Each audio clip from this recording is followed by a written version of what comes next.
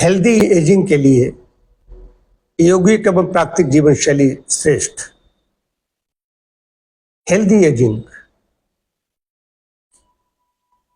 अभी थोड़ी देर पहले हम सभी लोग एज कर रहे थे, हवन कर रहे थे, तो वहां पर संध्या हवन करते हैं तो मंत्र आते हैं उसमें, अदीनः श्याम शरदः शतम, ओम तचक्षुर्देव हितम पुरस्तात् कृमुच्चरत, पश्येम शरदः शतम जीवेम शरदः शतम शृण्वाम शरदः शतम प्रटपाम शरदः शतम, अदीनः श्याम शरदः शतम भूयश्च शरदः शतात्। हम सभी बूढ़े होते हैं, वृद्धावस्था को प्राप्त होते हैं और देहांतरण हो जाता है। तो मेरा यहाँ पर कहने का प्राय है, हेल्दी एजिंग की बात कर रहा हूँ कि आयु बढ़ेगी।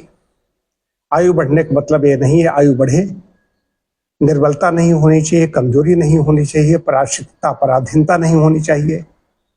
तो करना क्या पड़ेगा? तो जवानी में ही तैयारी शुरू कर दीजिए सुखमय वृद्धावस्था के लिए। हेल्दी उम्र बढ़ रही है, हेल्दी एजिंग आयु बढ़ रही है, तो भैया तैयार हो जाइए पहले से ही। अब एज बढ़नी शुरू हो गई, जरावस्था शुरू हो गई, तब तैयारी करोगे तो बात नहीं बनेगी।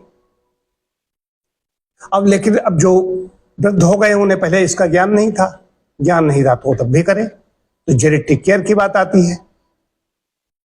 अब इसके दो शैली बता रहा हूं, यौगिक एवं प्राकृतिक जीवन शैली श्रेष्ठ है। कैसे श्रेष्ठ है? यौगिक कैसे है कि सूक्ष्म व्यायाम कीजिए, इनकी आयु ज्यादा हो गई सूक्ष्म व्यायाम करें, हल्के फुल्के आसन करें।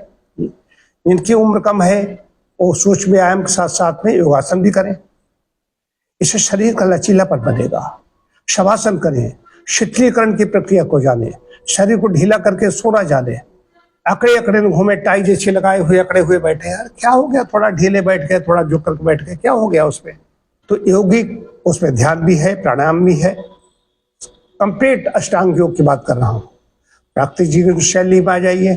प्राकृतिक जीवन शैली में प्रातःकालीन वायु सेवन से लेकर के, हालांकि उधर भी वायु सेवन हो गई, लेकिन टहलना भी जरूरी है।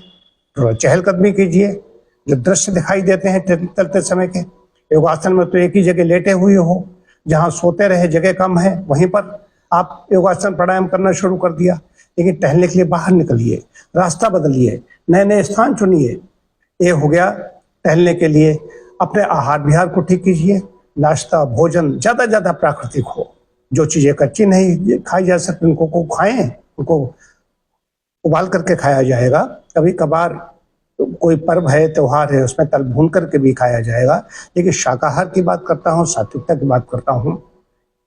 इसके साथ साथ में शुद्ध पेयजल की बात करता हूँ। पानी पीना, जैसे वायु का सेवन बहुत जरूरी है, वैसे पानी पीने का, सोकर उठने पर, रात को सोते समय, और जब खाली पेट रहे तब। इसके अतिरिक्त नाश्ते भोजन से 1 घंटे पहले।